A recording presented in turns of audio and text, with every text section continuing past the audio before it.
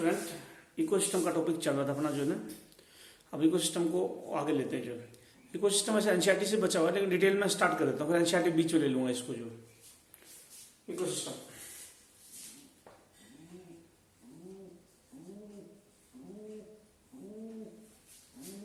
Ecosystem कितने type के होते हैं?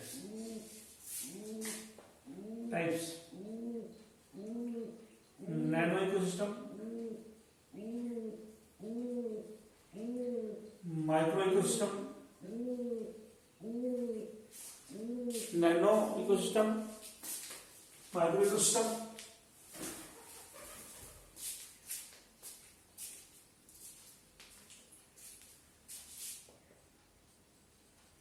Meso ecosystem, mega ecosystem. चार टाइप के इकोसिस्टम होता है। नैनो, चार टाइप के इकोसिस्टम होता है। नैनो मतलब बहुत छोटा, माइक्रो मतलब छोटा, मीजो मतलब बीच का, मेगा मतलब बड़ा। Nano very small sized, micro small sized, meso moderate size, mega very large size, ये लार्ज साइज। बहुत छोटा इकोसिस्टम हो तो नैनो बोलेंगे, थोड़ा छोटा हो तो माइक्रो, बीच का हो मीजो, बड़ा हो तो मेगा। चार टाइप के इकोसिस्टम होते हैं। और इसके एग्जांपल इन चारों इकोसिस्टम के, इसका एग्जांपल है एक्वेरियम, माइक्रो का है पॉन्ड, मीजो का है फॉरेस्ट, और इसका है सी। सी सबसे बड़ा इकोसिस्टम है। ओशियन भी बड़ा इकोसिस्टम है, तो सी या ओशियन सबसे बड़ा इकोसिस्टम है। उससे थोड़ा छोटा फॉरेस्ट है, उससे छोटा पॉन्ड है, और सबसे छोटा एक्वेरियम है। इकोसिस्टम को नेचुरल एंथ्रोपोजेनिक में भी काउंट डिफरेंशिएट कर सकते हो।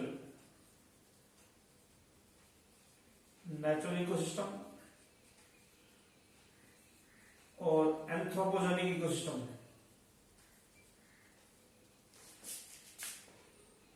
It is natural, it is man made. Man made में क्रोकलैंड, aquarium.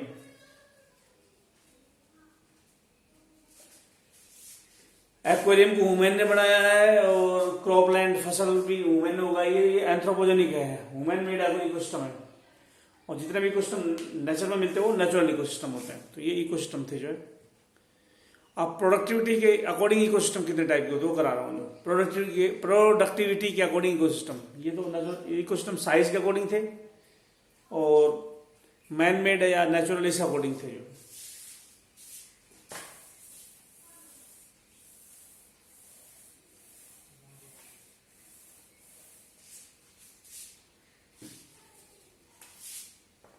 High productivity ecosystem,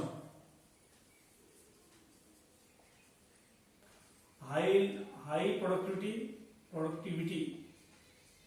highly productive ecosystem.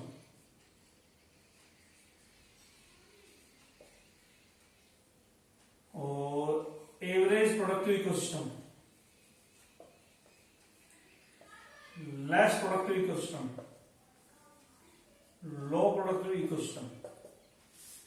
Ecosystem को हम बांट सकते हैं प्रोडक्टिविटी के अकॉर्डिंग। ज्यादा प्रोडक्टिविटी वाले, एवरेज प्रोडक्टिविटी वाले, कम प्रोडक्टिविटी वाले, बहुत कम प्रोडक्टिविटी वाले। हाई प्रोडक्टिविटी इकोसिस्टम होते हैं, प्रोडक्टिविटी होती है 20 से 40 ton per year per hectare. Per year, हर साल एक हेक्टेयर जमीन में कितनी प्रोडक्टिविटी या कितना फूड बनता है? 20 से 40 टन हो, 20 से ऊपर हो तो हाई प्रोडक्टिविटी इकोसिस्टम आएंगे। 10 से 20 हो टन, 20 से 40 हाई प्रोडक्टिविटी इकोसिस्टम आता है, हाईली प्रोडक्टिव इकोसिस्टम आते हैं। एवरेज प्रोडक्टिविटी इकोसिस्टम आता है 10 से 20 टन प्रोडक्टिविटी हो पर ईयर पर हेक्टेयर जमीन में। करवाई थी मैंने, हेक्टेयर किसको बोल रहे हैं, 100 मीटर यूं चले जाओ, 100 मीटर यूं चले जाओ, एरिया को बोलेंगे 10,000 स्क्वायर मीटर को हेक्टेयर। तो 20 से 40, 10 से 20, 2 से 10 टन, लेस देन 2 टन। मैंने कहा है प्रोडक्टिविटी अगर 20 से 40 टन है तो हाईली प्रोडक्टिव इकोसिस्टम है। एवरेज प्रोडक्टिविटी इकोसिस्टम में 10 से 20 टन प्रोडक्टिविटी है। लेस प्रोडक्टिविटी में 2 से 10 टन है, और 2 टन से भी कम प्रोडक्टिविटी है तो लो प्रोडक्टिव इकोसिस्टम है। एक मैं कर्व बना रहा हूं जिसमें डिफरेंट टाइप के इकोसिस्टम हम ड्रा करेंगे और बताएंगे किसकी प्रोडक्टिविटी ज्यादा है और किसकी कम है, किसकी प्रोडक्टिविटी ज्यादा है किसकी कम है, कर्व से बना रहा हूं।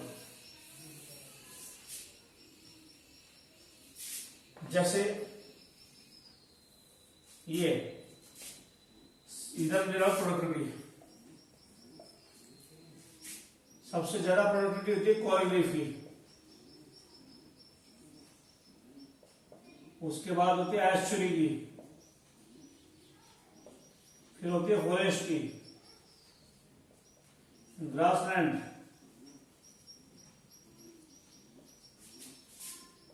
पॉन्ड, लेक, सी और डिजर्ट।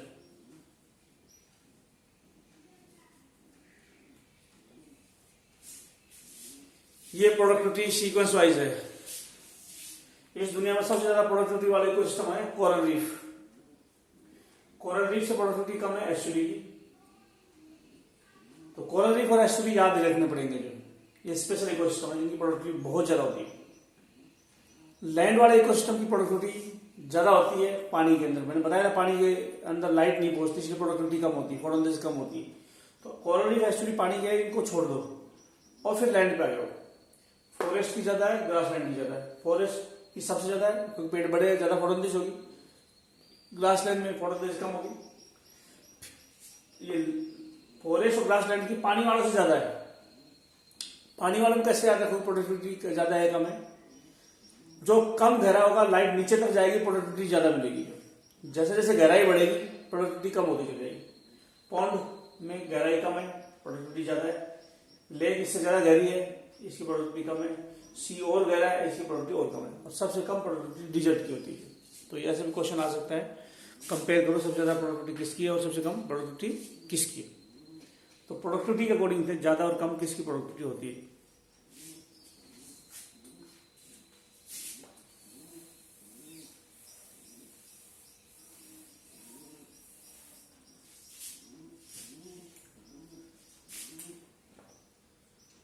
फैक्टर्स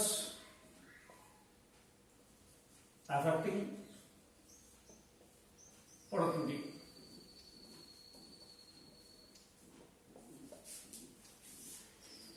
कौन कौन से फैक्टर जो प्रोडक्टिविटी को अफेक्ट करते हैं? प्रोडक्टिविटी कम ज्यादा किस फैक्टर पर डिपेंड करती है? टेम्परेचर।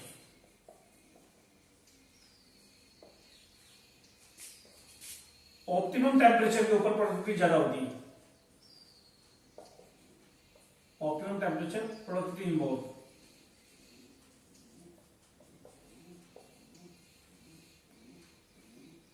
ट्रॉपिकल और टेम्परेट। ट्रॉपिकल फॉरेस्ट और टेम्परेट फॉरेस्ट, इस पर टेम्परेचर ज्यादा होता है, इस पर टेम्परेचर कम होता है। इसकी मोर प्रोडक्टिविटी है, इसकी लेस प्रोडक्टिविटी है।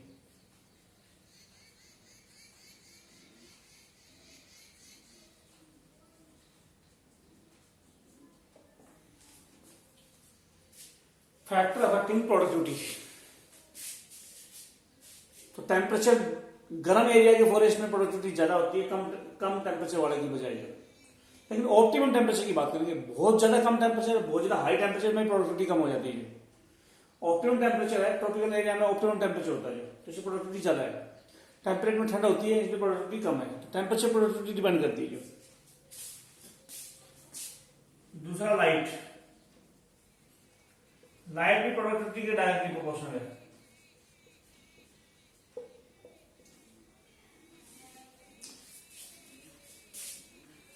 सी वाटर में लाइट नीचे तक नहीं पहुंचती, इसलिए प्रोडक्टिविटी कम है, फोटोसिंथेसिस नीचे तक नहीं हो पाती।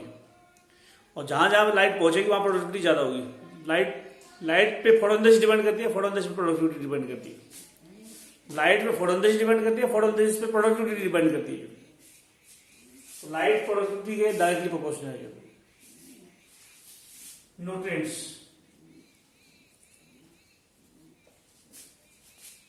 Directly proportional to productivity.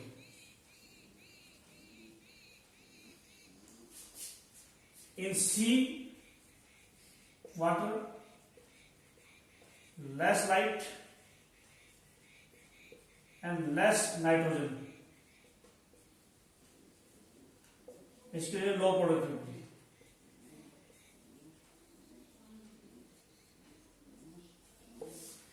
सी के अंदर नाइट्रोजन कम है और लाइट कम है। नाइट्रोजन यानी न्यूट्रिएंट और लाइट दोनों कम है, इसलिए प्रोडक्टिविटी कम है होगी। Moisture, directly productivity. ज्यादा मॉइस्चर होगी तो प्रोडक्टिविटी ज्यादा होगी जो। तो प्रोडक्टिविटी लाइट के डायरेक्टली प्रोपोर्शनल, टेम्परेचर के भी डायरेक्टली प्रोपोर्शनल है। बहुत कम टेम्परेचर, बहुत हाई टेम्परेचर नहीं होना चाहिए, वरना टेम्परेचर के डायरेक्टली प्रोपोर्शनल है। टेम्परेचर ज्यादा चाहिए, लाइट ज्यादा चाहिए, क्योंकि लाइट ज्यादा होगी तो केल्विन साइकिल ज्यादा चलेगी, और केल्विन साइकिल चलेगी तो फोटोसिंथेसिस ज्यादा होगी। लाइट अगर ज्यादा होगी तो लाइट रिएक्शन ज्यादा होगी, केल्विन साइकिल नहीं। लाइट ज्यादा होगी तो लाइट रिएक्शन ज्यादा चलेगी, पानी ज्यादा टूटेगा और फोटोसिंथेसिस ज्यादा होगी। टेम्परेचर ज्यादा होगा तो केल्विन साइकिल ज्यादा चलेगी, क्योंकि टेम्परेचर एंजाइम को अफेक्ट करता है। लाइट रिएक्शन एंजाइम से कंट्रोल नहीं है, डार्क रिएक्शन एंजाइम से कंट्रोल है। केल्विन साइकिल एंजाइम से कंट्रोल है, तो एंजाइम टेम्परेचर पर डिपेंड होते हैं जो। तो टेम्परेचर ज्यादा हो तो केल्विन साइकिल ज्यादा चलेगी, क्योंकि वो एंजाइम से कंट्रोल रिएक्शन है। टेम्परेचर ज्यादा है तो एंजाइम ज्यादा काम करेंगे, केल्विन साइकिल ज्यादा चलेगी, फोटोसिंथेसिस ज्यादा होगी। लाइट ज्यादा तो लाइट रिएक्शन ज्यादा होगी, पानी ज्यादा टूटेगा, फोटोसिंथेसिस ज्यादा होगी, प्रोडक्टिविटी ज्यादा हो जाएगी। न्यूट्रिएंट तो चाहिए जो है, बगैर न्यूट्रिएंट के थोड़ी फोटोसिंथेसिस हो जाएगी। और मॉइस्चर भी ज्यादा चाहिए। ये फैक्टर थे जो फोटोसिंथेसिस को अफेक्ट करने वाले थे। अब मैं कुछ फूड चेन के एग्जाम्पल ले रहा हूं।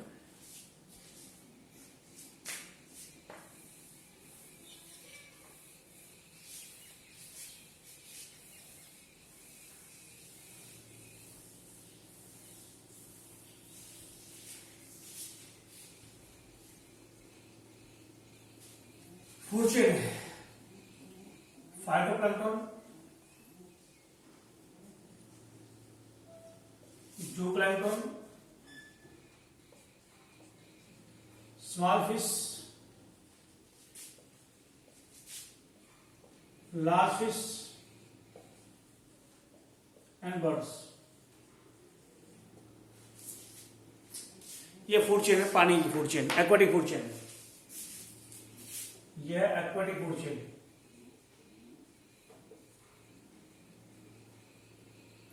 इसको T1 बोलेंगे, इसको T2 बोलेंगे, इसको T3 बोलेंगे, इसको T4, इसको T5। फूड चेन में ट्रॉफिक लेवल है। टी का मतलब ट्रॉफिक लेवल। हर लेवल फूड चेन का हर लेवल ट्रॉफिक लेवल होता है। इन पे कुछ टर्म आती है वो करनी है जो।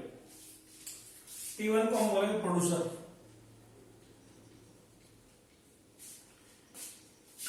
या ऑटोट्रॉफ।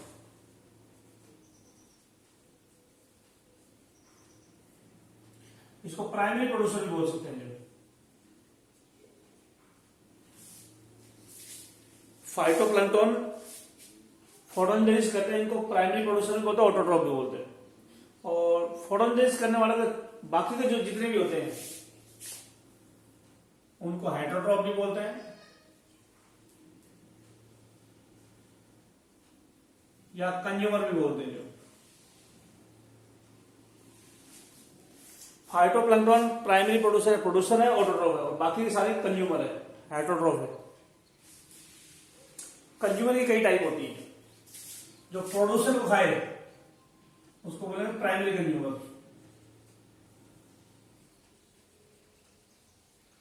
जो प्राइमरी कंज्यूमर को खाए उसको बोलेंगे सेकेंडरी कंज्यूमर। सेकेंडरी कंज्यूमर को खाए उसको बोलेंगे टर्सरी कंज्यूमर।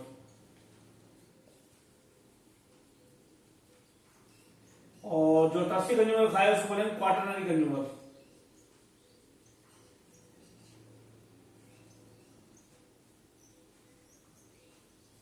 ये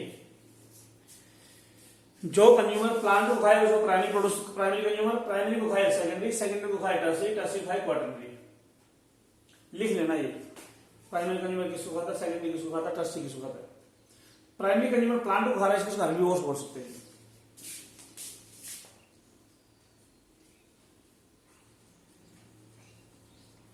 प्राइमरी कंज्यूमर प्लांट को खाता है इसलिए हर्बीवोर्स भी बोलते हैं। जितने भी कंज्यूमर और बचे इनको कार्निवोर्स बोलते हैं। प्राइमरी कंज्यूमर को छोड़कर बाकी के जो एनिमल है उनको कार्निवोर्स बोलेंगे क्योंकि एनिमल को खाएंगे। जो कार्निवोर कई टाइप के। सेकेंडरी कंज्यूमर पहला कार्निवोर्स है इसलिए इसको प्राइमरी कार्निवोर्स बोलेंगे।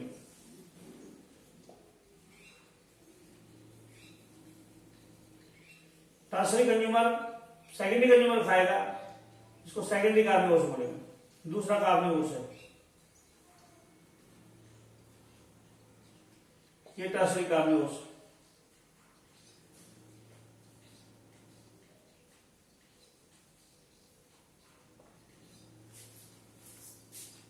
समझ गए?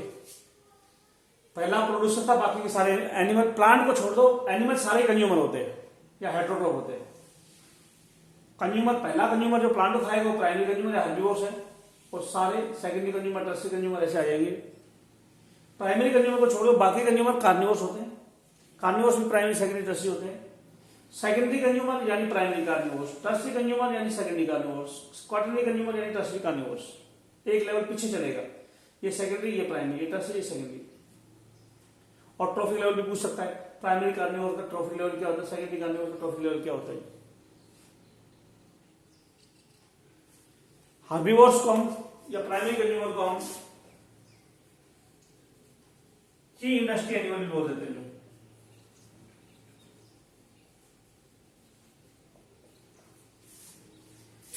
प्राइमरी कंज्यूमर को की इंडस्ट्री एनिमल बोल देते हैं। ये इंडस्ट्री है, प्लांट का मेटेरियल एनिमल के मेटेरियल में कन्वर्ट हो रहा है। जो की इंडस्ट्री एनिमल क्यों बोलते हैं? प्लांट प्रोडक्ट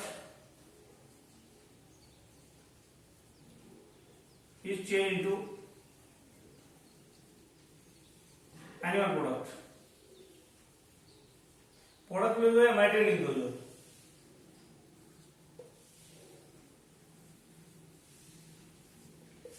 प्लांट का मेटेरियल एनिमल के मेटेरियल में कन्वर्ट करता है प्राइमरी कंज्यूमर, इसको की इंडस्ट्री पर एनिमल बोलते हैं। इंडस्ट्री का एनिमल, इंडस्ट्री में भी एक फॉर्म दूसरी फॉर्म में चेंज होती है। तो एक फूड चेन तो थी ये पानी की, चाहे पॉन्ड वाटर हो या सी वाटर हो, ये फूड चेन मिलती है। ठीक है, अब दूसरी फूड चेन पे आते हैं।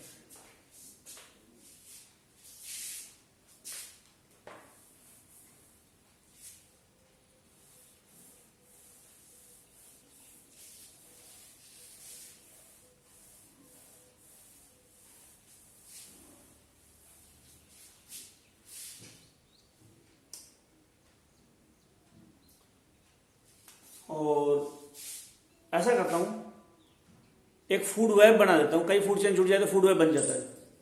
फूड वेब में कई फूड चेन आ जाएंगी। जो ग्रास, माइस,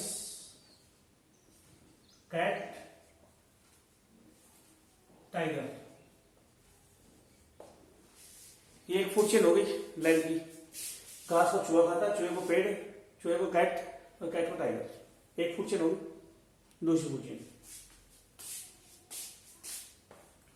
ग्रास को रैबिट खाता है, रैबिट को फॉक्स खाता है, फॉक्स को वोल्फ खाता है, वोल्फ को टाइगर खाता है। ये दूसरी फूड चेन होगी। ये फूड चेन थी, ये फूड चेन थी, दो फूड चेन होगी। ग्रास को डियर भी खाता है, इसको टाइगर खाता है। ये तीसरी फूड चेन होगी। ये पहली फूड चेन है, ये दूसरी है, ये तीसरी है। तीन फूड चेन होगी। एग्जाम्पल होगा 3 फूड चेन, इनको अलग अलग कर सकते हो। कई फूड चेन जब जुड़ती है तो जो इंटर नेटवर्क बनता है उसको फूड वेब बोलते हैं। कई फूड चेन के नेटवर्क से फूड वेब बनता है। Food web form due to interconnection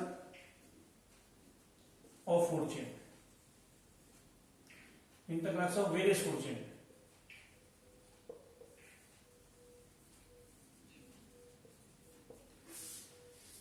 कई फूड चेन के इंटरकनेक्शन से, कई फूड चेन के जुड़ने से बनता है फूड वेब। ये फूड वेब है, कई फूड चेन के जुड़ने से बना है।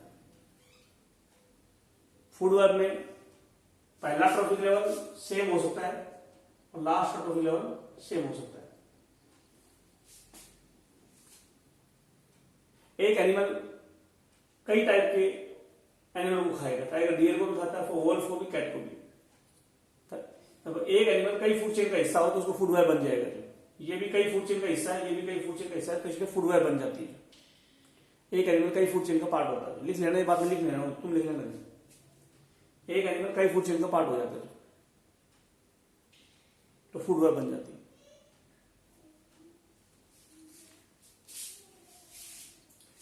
जरूरी नहीं इतने ट्रॉफिक लेवल हो फूड चेन में, थोड़े लेवल भी हो सकते हैं। जैसे ग्रास है, इसको एलिफेंट खाता है। घास को हाथी खाता, हाथी को कोई नहीं खाता। ग्रास को एलिफेंट खाता, एलिफेंट को कोई नहीं खाता। बस यही खत्म हो गई फूड चेन। 2 ट्रॉफिक लेवल पे फूड चेन खत्म हो गई। प्रोड्यूसर, कंज्यूमर, प्रोड्यूसर और हर्बीवोर्स, यही खत्म हो गई।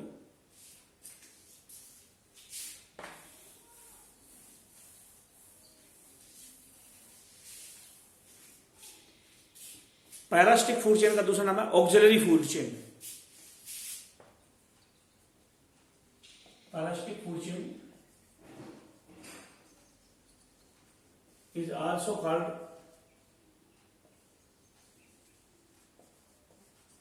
auxiliary food chain।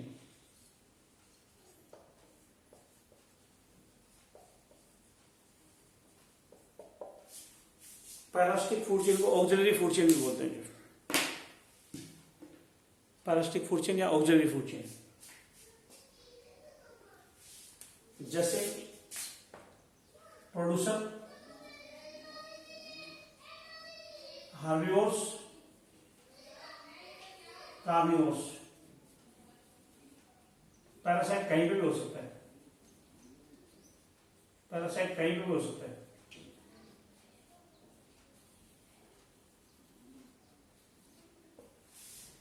प्रोड्यूसर के ऊपर पैरासाइट हो तो यही फूड चेन खत्म हो गई। सबसे छोटी फूड चेन है parasitic food chain. Producer, parasite खत्म। हार्बिवोर्स, पैरासाइट खत्म। कार्निवोर्स, पैरासाइट खत्म। Parasitic food chain. Detritus food chain के कोई एग्जांपल जो पहले फूड वेब में दिखाई थी वो ग्रेजिंग या प्रेडेटर फूड चेन थी। पानी वाली थी वो ग्रेजिंग या प्रेडेटर फूड चेन थी।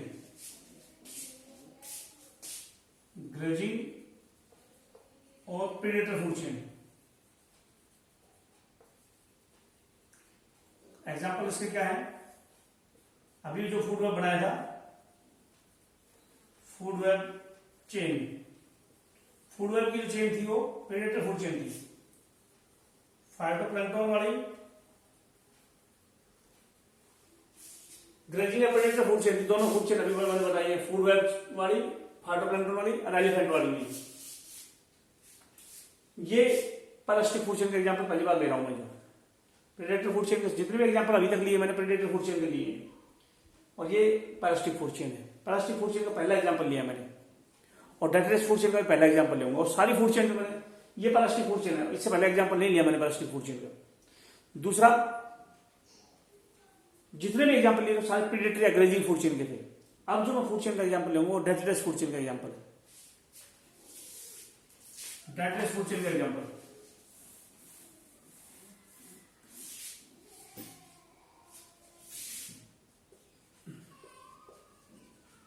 डाइटेरियस फूड चेन। ये डाइटेरियस है, इसको आर्थ्रोन खाता है।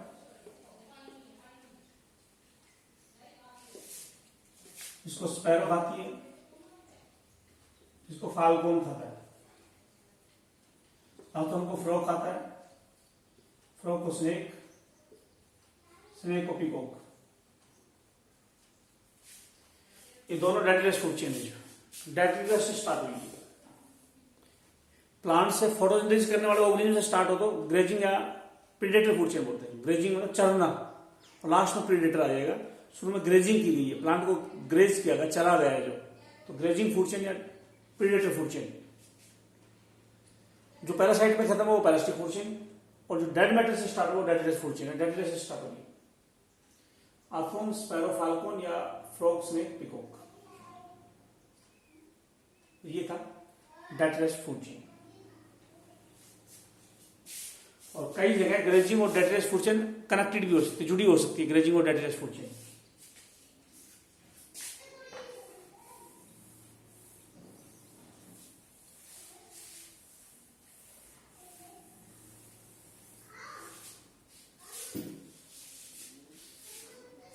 पॉन्ड पे आओ।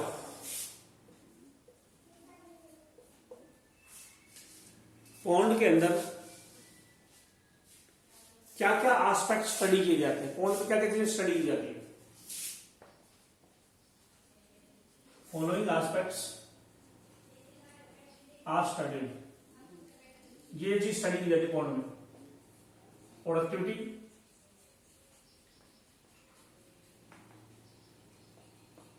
डिकम्पोजिशन, एनर्जी फ्लो,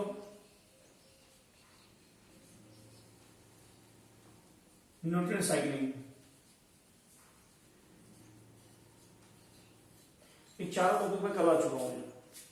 प्रोडक्टिविटी का भी करा चुका हूं, डिकम्पोजिशन का भी करा चुका हूं, एनर्जी फ्लो, न्यूट्रिएंट साइक्लिंग, चार टॉपिक हो चुके हैं। ये चार चीजें स्टडी की जाती है पॉन्ड के अंदर। पॉन्ड के अंदर डिकम्पोजर ऑर्गेनिज्म कौन कौन से होते हैं? पॉन्ड में decomposer bacteria, fungi, flagellate.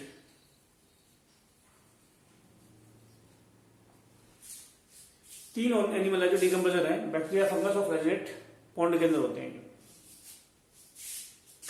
Pond में प्रोड्यूसर भी मिलते हैं, डाइरेक्टर मिल सकता है, यानी फाइटोप्लैंक्टन मिल सकता है, हाइड्रोफाइट मिल सकते हैं, या एल्गी मिल सकती है। पानी में फाइटोप्लैंक्टन, हाइड्रोफाइट या एल्गी मिल सकती है। एनिमल वाटर सरफेस में मिल सकते हैं या वाटर बॉटम पर मिल सकते हैं।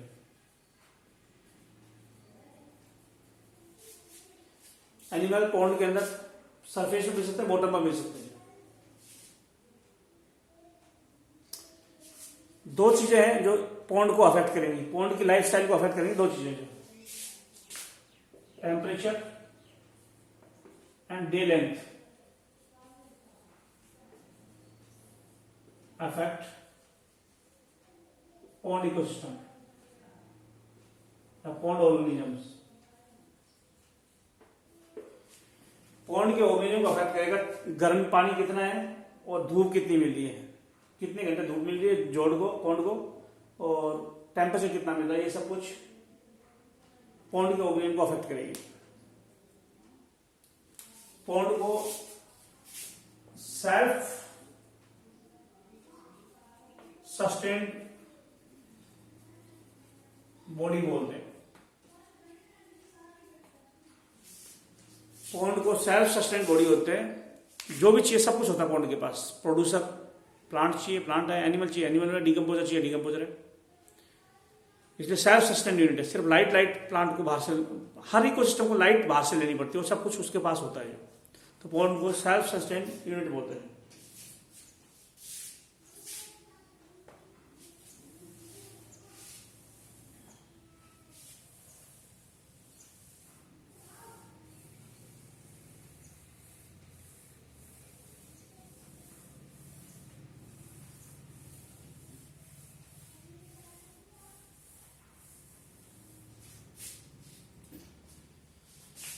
अब लेते हैं एनर्जी फ्लो। एनर्जी के ऊपर टर्म है, कुछ टर्म्स है एनर्जी के ऊपर। ये सन है, ये एनर्जी आई, यहां से 100% एनर्जी चली,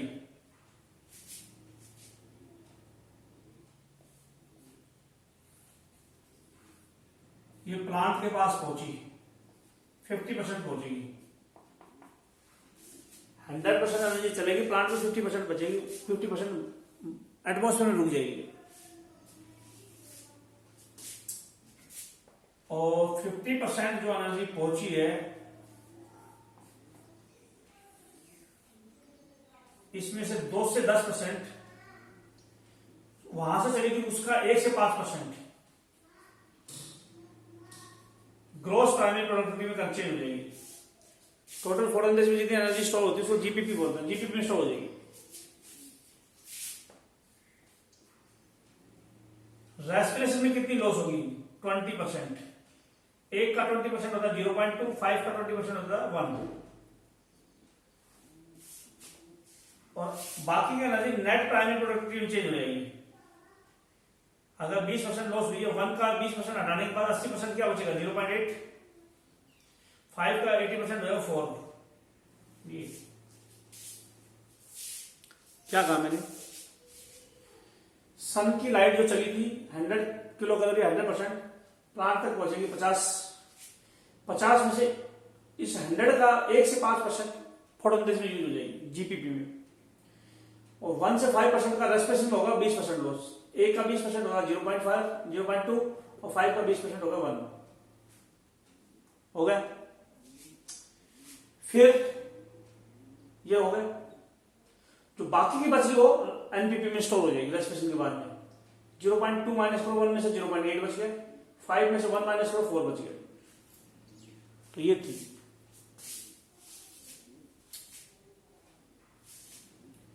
कुछ टर्म्स हैं जो करनी है। एक वर्ड आता है फोटोसिंथेटिक एफिशिएंसी।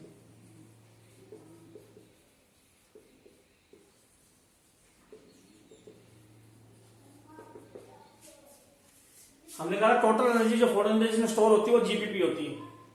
रेस्पिरेशन के बाद जो स्टोर होती है उसको एनपीपी बोलते हैं प्लांट में। जो एनिमल एनपीपी को खाता है, जो रेस्पिरेशन के बाद जो एनर्जी बचती है उसको एनपीपी में एनिमल ले लेते हैं, खाते हैं एनिमल। तो सेकेंडरी प्रोडक्टिविटी एनपीपी से बनती है, जीपीपी से नहीं बनती। एनिमल में प्रोडक्टिविटी को सेकेंडरी प्रोडक्टिविटी बोलते हैं, ये एनपीपी से बनती है। फोटोसिंथेटिक एफिशिएंसी किसको बोलते हैं? GPP divided by total light form.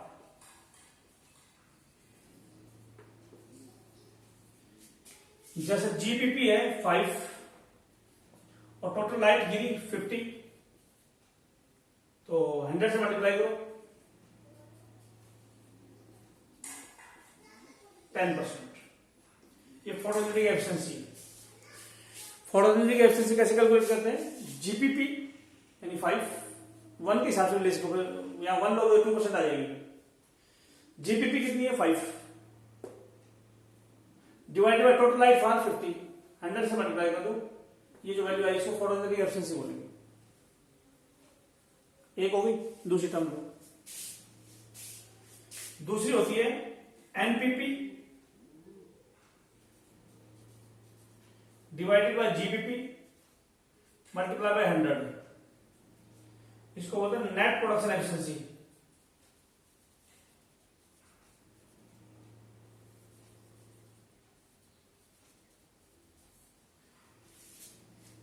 NPP divided by GPP 100 से मल्टीप्लाई कर दो, नेट प्रोडक्शन एफिशिएंसी बोलेंगे। फोटोसिंथेटिक एफिशिएंसी जीपीपी में तो फोटोसिंथेसिस, जीपीपी मतलब फोटोसिंथेसिस, फूड स्टोर जो फोटोसिंथेसिस होता है उसको जीपीपी बोलते हैं। तो ये फोटोसिंथेटिक एफिशिएंसी, फोटोसिंथेसिस की वैल्यू को ऊपर ले लिया तो photosynthetic efficiency. Net primary productivity ऊपर ले लो तो बोलेंगे नेट प्रोडक्शन एफिशिएंसी। तो कितनी वैल्यू थी एनपीपी की? मैक्सिमम वैल्यू तो 4, और जीपीपी की कितनी थी मैक्सिमम वैल्यू? 5।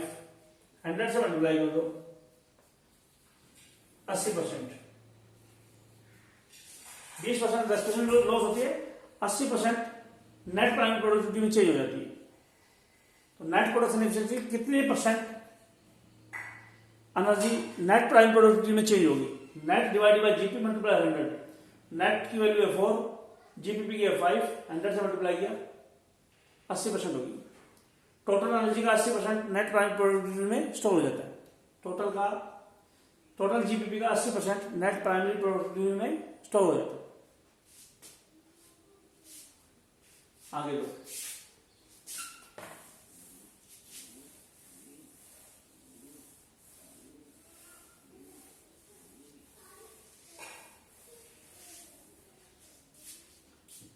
अब आते हैं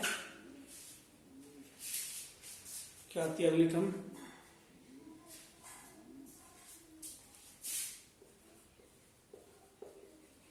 एसिमुलेशन एफिशिएंसी।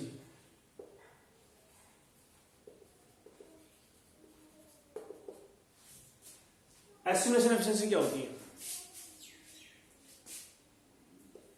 हमने खाना कितना खाया और सेल में कितना गया। एनर्जी एसिमुलेटेड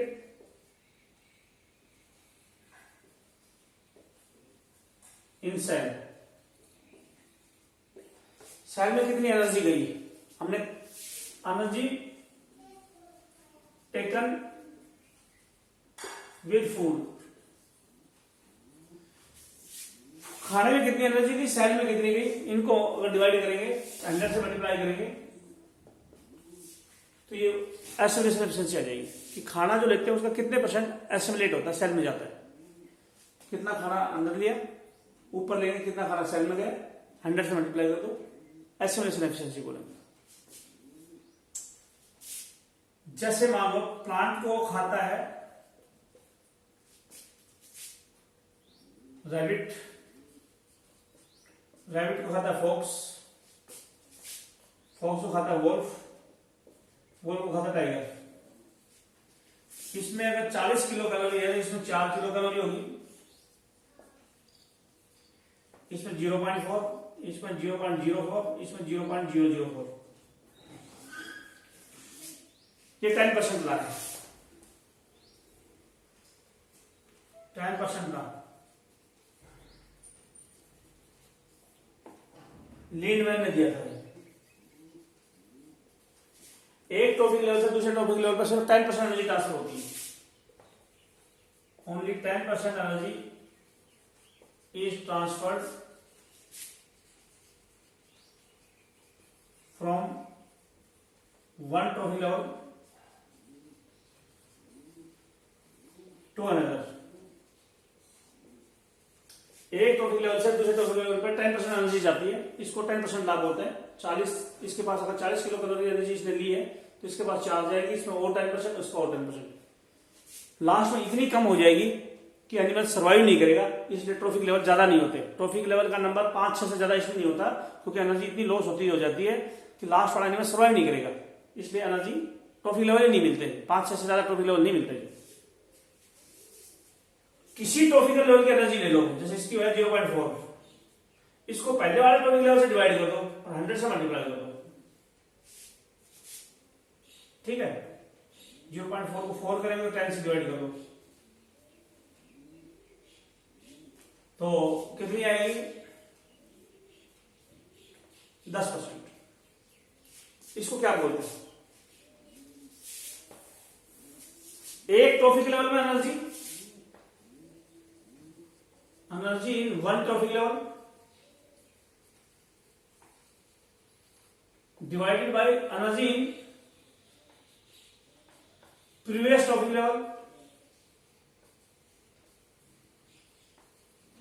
मल्टीप्लाई बाय 100, इसको बोलेंगे इकोलॉजिकल एफिशिएंसी।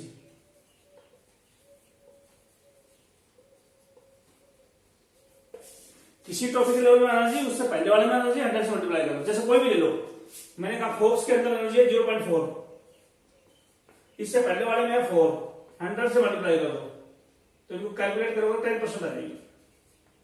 10% इकोलॉजिकल एफिशिएंसी का मतलब कितने परसेंट एनर्जी एक टॉपिक लेवल से दूसरे टॉपिक लेवल पर जाती है। 10% वैल्यू आएगी, 10% लाभ बोल रहा है, ये 10% एनर्जी। और 10% लाभ की वजह से जो है पिरामिड ऑफ एनर्जी, इसी का पिरामिड बनाऊंगा एनर्जी का, हरदम अपराइट होगा। इसकी एनर्जी सबसे ज्यादा होगी, इसकी कम होगी। इसलिए पिरामिड ऐसा आएगा, अपराइट। एनर्जी कभी बढ़ती नहीं है टॉपिक लेवल में, हरदम घटती है, तो इसकी कोई एक्सेप्शन नहीं है पिरामिड ऑफ एनर्जी की। वो अपराइट ही आएगा, नीचे से चौड़ा ऊपर से नैरो। नीचे चौड़ा मतलब एनर्जी ज्यादा है प्लांट के अंदर, ऊपर से नैरो यानी एनर्जी कम है। तो इस तरह से हम बोलते हैं पिरामिड्स आते हैं। जो पिरामिड ऐसा आता है, एनर्जी का पिरामिड्स ऐसा कि पहले वाले टॉपिक लेवल की एनर्जी इसकी ज्यादा है, इसकी कम है, इसकी कम है, घटती जा रही एनर्जी पिरामिड्स के अंदर। क्यों? क्योंकि 10% लाभ के अकॉर्डिंग एनर्जी लॉस होगी तो लास्ट वाले की कम मिलेगी, शुरू वाले की ज्यादा मिलेगी, इसलिए ये पिरामिड हरदम ऐसा आएगा, कोई एक्सेप्शन नहीं है। और लास्ट वाले का एनर्जी इतनी कम बच जाएगी, कोई एनिमल इसको खाएगा तो बचेगा नहीं। कोई सोचे मैं लॉयन खाऊंगा, जो जिंदा ही नहीं रह सकता लॉयन को खा के, क्योंकि लास्ट ट्रॉपिकल लेवल का एनिमल है, उसको खा के इतनी एनर्जी नहीं मिलेगी और सर्वाइव नहीं कर पाएगा। तो इस वीडियो को मैं यही रोक रहा हूँ, जो अगले वीडियो में देखते हैं क्या करवाते हैं।